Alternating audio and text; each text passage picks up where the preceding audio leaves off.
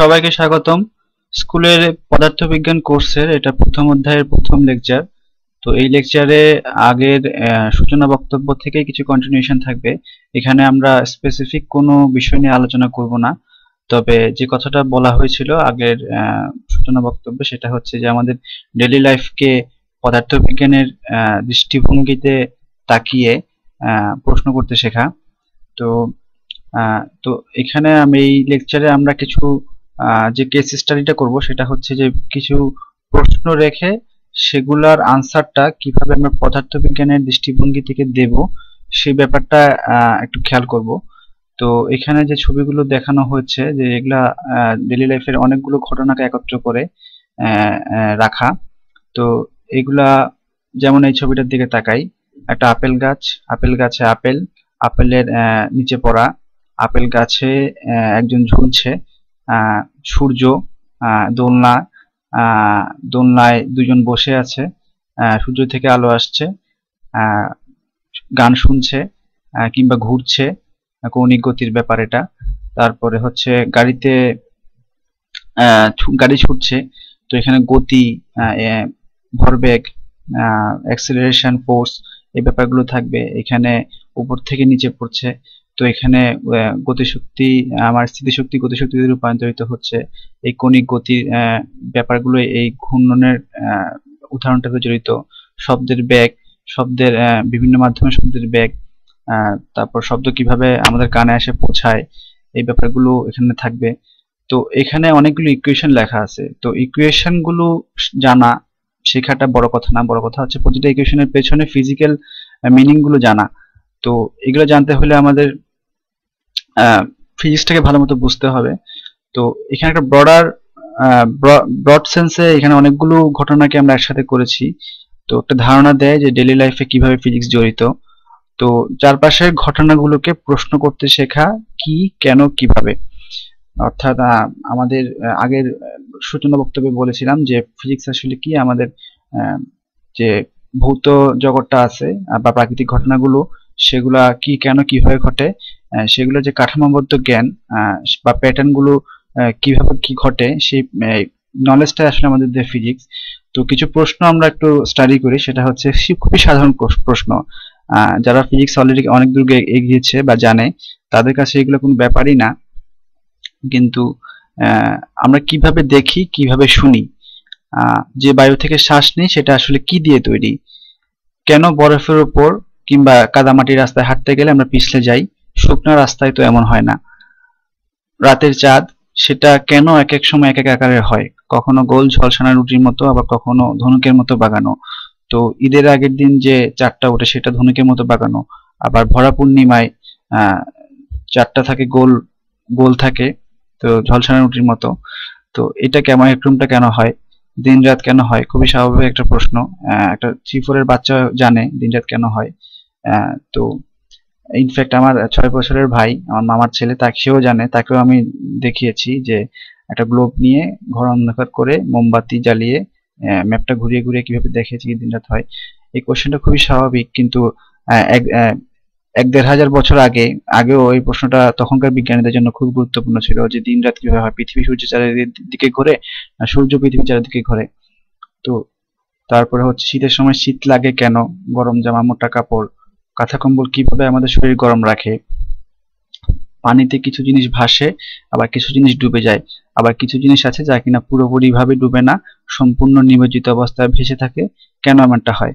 তো কোনটা ভাসবে, কোনটা ডুববে, কোনটা নিমজ্জিত অবস্থায় ভাসবে, ভেসে থাকবে, তো এগুলা তো আমরা দেখেছি, কিন্তু এগুলা ফিজিক্যাল লটা কি, এই প্রশ্নটা।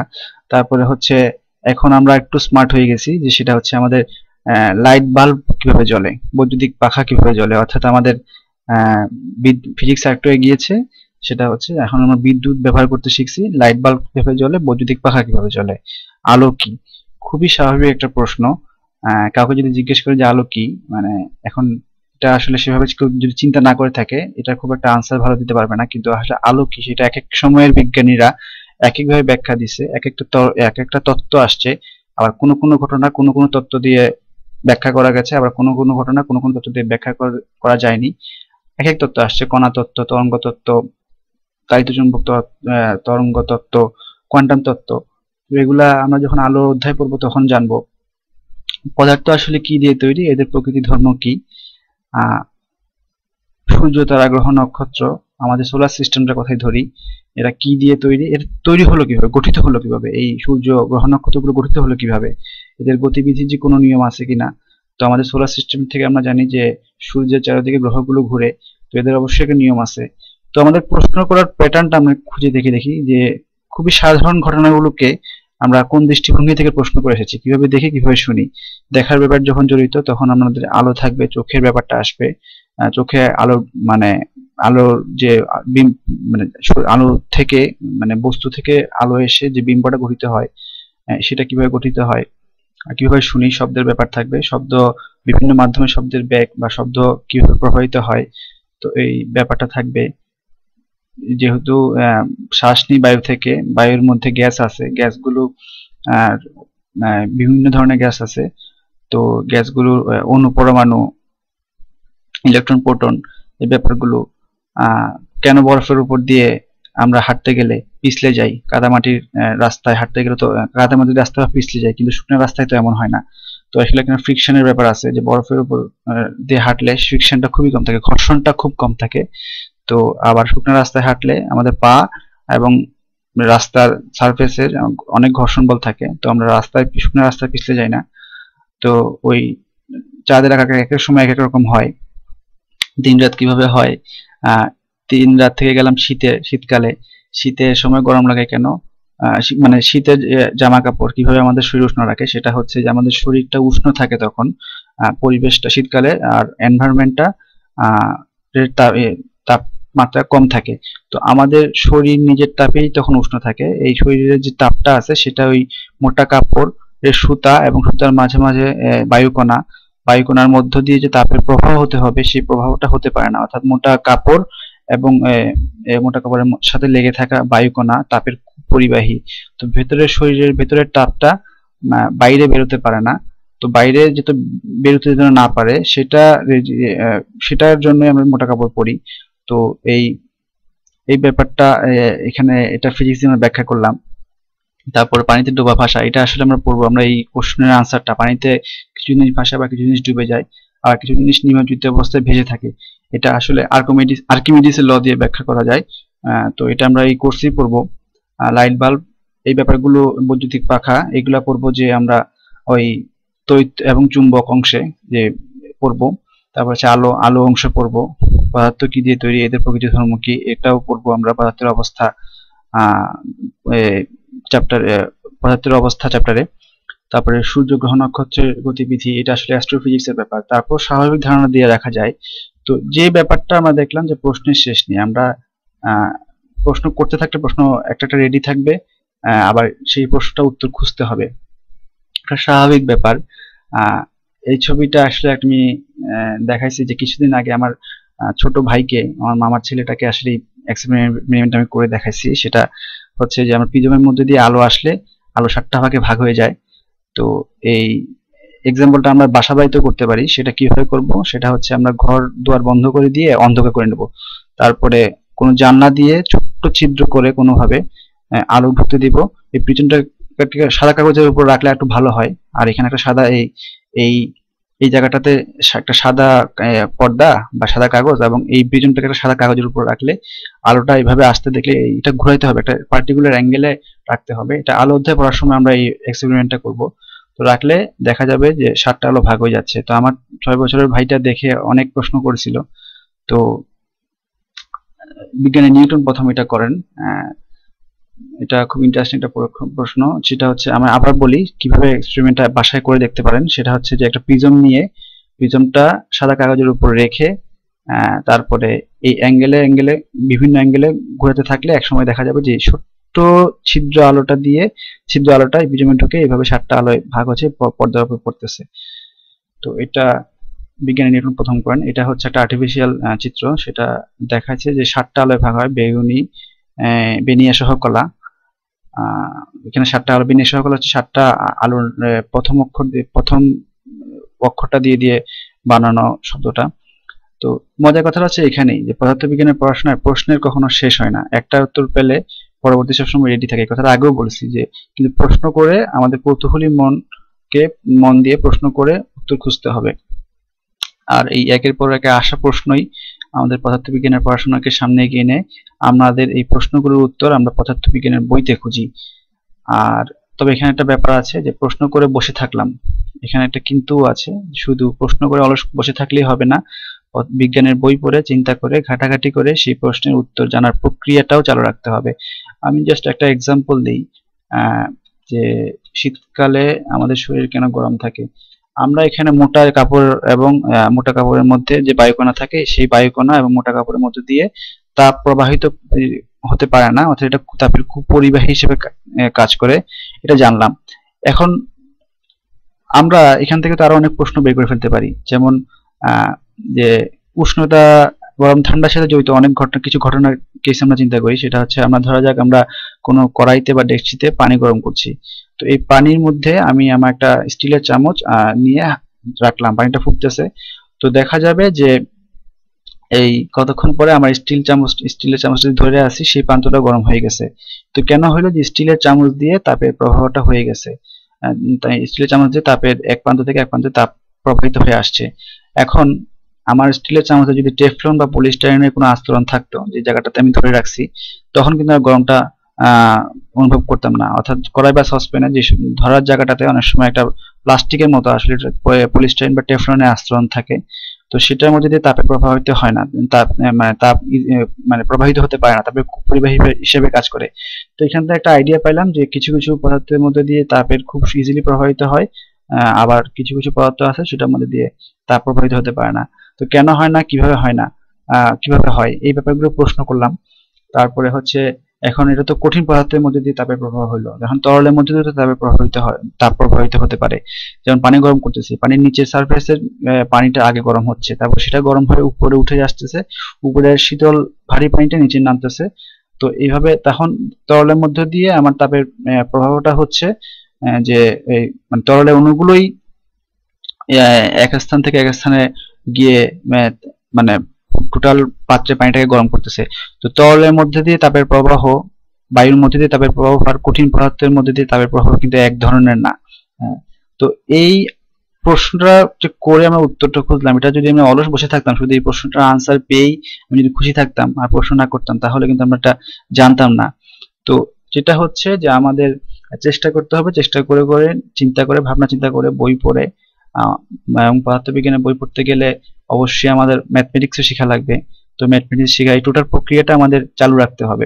যে এখানে এই জন্য কথাটা লিখেছি যে সেটা হচ্ছে যে এখানে একটা কিন্তু আছে, শুধু প্রশ্ন করে অলস বসে থাকলে হবে না, বিজ্ঞানের বই পড়ে চিন্তা করে ঘাটাঘাটি করে সেই প্রশ্নের উত্তর জানার প্রক্রিয়াটাও চালু রাখতে হবে। আচ্ছা, এখন পদার্থবিজ্ঞানের যেসব প্রশ্নের উত্তর পদার্থবিজ্ঞানের বইতে থাকে না সেসব বের করার জন্য আছেন পদার্থবিজ্ঞানীরা। তারা সেসব প্রশ্নের উত্তর খোঁজেন দিনের পর দিন, বছরের পর বছর গবেষণার মাধ্যমে। তো বিজ্ঞানীদের গবেষণার প্যাটার্নটা সম্পর্কে একটা ধারণা দেব আমি পরবর্তী এক দুইটা লেকচার পরেই, যে বিজ্ঞানীরা কিভাবে কাজ করেন তার একটা প্যাটার্ন আছে। তো সাদামাটা কথাটা হচ্ছে বিজ্ঞানীরা নানাভাবে চিন্তা করে থিওরি দেন, থিওরিটা নানা কন্ডিশনে, নানা পরিবেশে, নানা সিচুয়েশনে অনেক অনেক এক্সপেরিমেন্টের মধ্যে দিয়ে পার হয়ে আসতে হয়। তো এই বিজ্ঞানীদের দেওয়া থিওরিটা যদি এক্সপেরিমেন্টালি প্রমাণিত হয়, মানে অসংখ্য এক্সপেরিমেন্টে, অসংখ্য সিচুয়েশনে, অসংখ্য পরিবেশে নানা শর্ত অ্যাপ্লাই করে এই তত্ত্বটা এক্সপেরিমেন্টের মধ্যে দিয়ে পাশ হয়ে আসতে হবে। তারপর যদি একদম শতভাগ নিশ্চিত হওয়া যায় যে এই থিওরিটা ঠিক আছে, তখনই সেটা পদার্থবিজ্ঞানের বইতে আসে। তো আমরা পদার্থবিজ্ঞানের বইতে যখন কোনো ফিজিক্যাল ল বা সূত্র পড়ি, তখন আমরা আসলে মাথায় রাখি না এই সূত্র বা ফিজিক্যাল লটা বিজ্ঞানীদের দিনের পর দিন, বছরের পর বছর, রাতের পর রাত অক্লান্ত পরিশ্রমের ফসল। আমরা সিম্পল পদার্থবিজ্ঞানের বইতে এটা পড়ে ফেলতেছি, কিন্তু এটা এমনি আসেনি, এই ব্যাপারটা মাথায় রাখতে হবে। তো মূল ব্যাপারটা হলো যে সাধারণ শিক্ষার্থী থেকে বড় বিজ্ঞানী পর্যন্ত আমরা সবাই জানতে চাই, বুঝতে চাই, ব্যাখ্যা করতে চাই আমাদের চারপাশের জগৎকে, প্রাকৃতিক ঘটনাগুলোকে। তো এই বুঝতে চাওয়া, জানতে চাওয়া, এই ব্যাপারটা আসলে আমার টোটাল সিস্টেমটাকে আমাদের এগিয়ে নেয়, পদার্থবিজ্ঞানের পড়াশোনা গবেষণাটাকে এগিয়ে নেয়, আর এইভাবেই সভ্যতা এগোয়। তো এই কথাটা আমি আগে বলেছি, আগের সূচনা বক্তব্যে বলেছি যে পরীক্ষার দুশ্চিন্তা নয়, আমাদের এই কোর্সের উদ্দেশ্য থাকবে যে কৌতূহল নিয়ে আমরা পদার্থবিজ্ঞান শিখবো। পরীক্ষার সময় পরীক্ষা পড়ে পরীক্ষার প্রশ্ন পড়ে বা পদার্থবিজ্ঞানের বই পড়ে আমরা সেটা পরীক্ষা পাশ করে যাব, কিন্তু যখন স্বাভাবিকভাবে আমরা পড়বো তখন পরীক্ষার জন্যই আমরা আনন্দ নিয়ে কৌতূহল মন নিয়ে যখন পদার্থবিজ্ঞান পড়বো তখনই আসলে আমাদের পড়াটা পারফেক্ট হবে, আমরা প্রপার আনন্দ নিয়ে পড়তে পারবো। তো কথাটা কি, যে কোনো পরীক্ষার দুশ্চিন্তা নয়, সীমাহীন কৌতূহলই আমাদের পদার্থবিজ্ঞানের পড়াশোনা বা গবেষণা, বিজ্ঞানীদের গবেষণাকে সামনে এগিয়ে নিয়ে যায়। পদার্থবিজ্ঞান শুধু পাঠ্য বই, পরীক্ষা কিংবা ক্লাসের বিষয় নয়, এটা আমাদের প্রতিদিনকার জীবনের অংশ। তো এই কথাটা আসলে কিভাবে, যে কেন মানুষের দরকার ছিল যে ফিজিক্স নিয়ে ঘাটাঘাটি করা, তো এটা একদম আদিমকালে ফিরে যায়। মানুষ আসলে তার লাইফ কি ইজি করতে চাইছে, ইজি করতে চাইলে তাকে প্রাকৃতিক ঘটনাগুলো ব্যাখ্যা করে এগুলোকে কাজে লাগিয়ে জীবনকে সহজ করতে জানতে হবে। সহজ করতে জানতে হবে, মানে ব্যাখ্যা করে এই প্রাকৃতিক ঘটনাগুলোকে কাজে লাগিয়ে নিজের জীবনকে সহজ করার প্রক্রিয়ার মধ্যেই আসলে ফিজিক্সের মেইন ব্যাপারটা জড়িত, ফিজিক্সের গবেষণার মেইন ব্যাপারটা জড়িত। তো আমাদের ডেইলি লাইফের ফিজিক্সের কাজে লেগে ডেইলি লাইফকে আমরা অনেক ইজি করে ফেলতে পারবো। তো এটাই হচ্ছে পদার্থবিজ্ঞানের পড়াশোনা এবং গবেষণার মূল দিক। তো এটা একটা সাদামাটা চিত্র, এটাও আসলে নির্দেশ করে যে ডেইলি লাইফে কিভাবে পদার্থবিজ্ঞান জড়িত। আমি দাঁড়িয়ে আছি, আমার পায়ের সাথে মেঝের একটা ফ্রিকশন আছে। তো তারপরে এই যে মগে গরম কফি বা চা, উষ্ণতা, তারপরে এই যে ফোর্স, মাধ্যাকর্ষণ শক্তি, তারপরে এই গ্র্যাভিটি, এই ব্যাপারটা, তারপরে এখানে বৈদ্যুতিক তার, টেলিফোন, কম্পিউটার, প্রিন্টার, এগুলো আসলে ফিজিক্স আস্তে আস্তে এগিয়েছে, আস্তে আস্তে আমাদের প্রযুক্তি আসছে, আস্তে আস্তে এই প্রযুক্তি দিয়ে আমাদের লাইফ ইজিয়ার হয়েছে। কিন্তু মূল ব্যাপারটা হচ্ছে যে আমরা এই প্রযুক্তি ইউজ করে, ফিজিক্সের জ্ঞান ইউজ করে আমাদের লাইফ ইজিয়ার করছি। তো এটাই হচ্ছে মেইন ব্যাপার। তো মোটামুটি এগুলাই ছিল আজকে এই লেকচারের আসলে মেইন ব্যাপারটা, যে ওভারঅল ধারণা দেওয়া যে আমরা আমাদের লাইফ ইজি করার জন্য আমরা ফিজিক্স শিখবো। তো এই শেষ দিকে আসলে লেকচারের আমি একটা অসাধারণ শিক্ষকের গল্প করব। এই শিক্ষকটা হচ্ছে যে ওয়াল্টার লুইন, একজন MIT ফিজিক্স প্রফেসর, অসাধারণ একজন শিক্ষক। আমি যখন বিশ্ববিদ্যালয়ে প্রথম বর্ষে পড়ি, কোনো একটা সময় ইন্টারনেটে আমি তার ক্লাস প্রথম দেখি যে MIT ওপেন কোর্সিয়ার নামে একটা ওয়েবসাইট আছে, OCW, MIT OCW গুগলে লিখলে এটা আসবে। তো MIT OCW তে অনেক সাবজেক্টের অনেক লেকচারই পাওয়া যায়, ভিডিও লেকচার, অডিও লেকচার কিংবা শুধু লেকচার নোটও থাকে অনেক সময়। তো ফিজিক্সের অংশে ফিজিক্সের ওয়াল্টার লুইনের অনেকগুলো লেকচার আছে। তো তার অনেকগুলো লেকচার আমি করছি, ফিজিক্সের ক্লাস যে কতটা প্রাণবন্ত হতে পারে, ফিজিক্স যে কতটা আনন্দ নিয়ে শেখা যায়, আমি তার এই ইন্টারনেটে তার ক্লাসগুলো করতে গিয়ে প্রথমবারের মতো সিদ্ধান্ত নিই। যদিও আমি একটা ইলেকট্রনিক্সের স্টুডেন্ট, কিন্তু তার এই ফিজিক্স দেখেই, ফিজিক্স পড়ানো দেখে আসলে আমি আলাদাভাবে ফিজিক্সের প্রতি আসক্ত হই। স্কুল কলেজ লাইফে আমি ফিজিক্স পড়তাম, কিন্তু এতটা এনজয় করি নাই বিশ্ববিদ্যালয় জীবনে এসে। তো তার এই ওয়াল্টার লুইনের একটা বই আছে, একটা না হয়তো আরো অনেক বই থাকতে পারে, কিন্তু এটা হচ্ছে একটা বই, সেটা হচ্ছে যে for the love of physics, পদার্থবিজ্ঞানের জন্য ভালোবাসা। এই দৃশ্যটা খুব অবাক করা, কিন্তু এটা তার একটা ক্লাসেরই দৃশ্য, যে হল ভর্তি ক্লাসের সামনে তার স্টুডেন্টদের সামনে প্রফেসর, একজন বৃদ্ধ প্রফেসর এই রশি বেয়ে ঝুলছেন, শুধু কিছু না, পদার্থবিজ্ঞানকে একটু প্রাণবন্ত ভাবে বোঝানোর জন্য, ফিজিক্যালি বোঝানোর জন্য যে ফিজিক্সটা আসলে কি। তো উনি তো এই ঝুলাঝুলি না করে বোর্ডে কিছু ইকুয়েশন লিখে চিত্রফিত্র এঁকে বুঝে দিতে পারতেন, কিন্তু আসলে এই শুধু বোর্ডের ইকুয়েশন কিংবা খাতার পরীক্ষা, বইয়ের পৃষ্ঠা, এটাই ফিজিক্স না, ফিজিক্সটা আমার ডেইলি লাইফের সাথে জড়িত। তার ক্লাসের আরো কিছু দৃশ্য দেখাই, যে সেই একই দৃশ্য, সেটা ওই ক্লাসে রশি বেয়ে ঝুলছেন, এটা সম্ভবত উনি হয়তো নিউটন বা ফোর্স, মানে শরীরের ওজন সামথিং কিছু একটা দেখেছেন, আমি জানি না ক্লাসটা আসলে উনি কিসের ক্লাস এটা ছিল। তো আরো কিছু দৃশ্য দেখাই, এই যে মানে MIT ক্লাসগুলো আসলে কিরকম, যে এখানে বিশাল হল রুম আর সামনে অনেক যন্ত্রপাতি থাকে, বিশাল ক্লাসরুম, স্লাইডিং বোর্ড থাকে। তো এই বোর্ডে ইকুয়েশন লেখা সাথে সাথে এবং ফিজিক্যালি দেখানো এবং পড়া, ফিজিক্যালি বোঝা এবং খাতা কলমে বোঝা, দুইটাই একসাথে চলে। তো MIT শিক্ষার্থীরাও ফিজিক্স পড়ে, আমরাও ফিজিক্স পড়ি। তো আসলে মানে আমাদের যেটা করা উচিত, যে ফিজিক্স ফিল করে পড়া, সেই ব্যাপারটা মানে পরীক্ষার জন্য না পড়ে ফিজিক্সের শেখার জন্য পড়াটা জরুরি। এগুলো কিছু ক্লাসের দৃশ্য, এটা হয়তো কোনো যন্ত্র নিয়ে উনি কোনো পরীক্ষা করছেন, তারপরে বোঝাচ্ছেন সেই ঝোলার দৃশ্য। এটা হয়তো ইলেকট্রিসিটি পড়ানোর সময় এই ক্লাসটা আমি করেছি। এই ক্লাসটাতে উনি বোঝাচ্ছিলেন যে আসলে স্ট্যাটিক ইলেকট্রিসিটি মানে স্থির বিদ্যুৎ দিয়ে কিছু এক্সাম্পল বোঝাচ্ছিলেন। তো এই ওয়ালটালুনের ক্লাসগুলো ক্লাসের দৃশ্যগুলো দেখে একজন ফিজিক্স প্রফেসর কতটা প্রাণবন্তভাবে তার শিক্ষার্থীদের ফিজিক্স শেখাতে পারেন। তো এই একটা প্রফেসর ইজিলি একটা স্টুডেন্টকে মোটিভেট করে ফেলতে পারেন। তো আসলে এই কোর্সে তো আমি তো মানে যেটা শিক্ষার্থীদের আগ্রহ, শিক্ষার্থীদের যে কথাটা বলবো যে আসলে ফিজিক্স আপনি বা তুমি নিজে নিজে শিখতে পারবে, কিন্তু তোমার আগ্রহ এবং ভালোবাসা এই জিনিসটা ইম্পর্টেন্ট।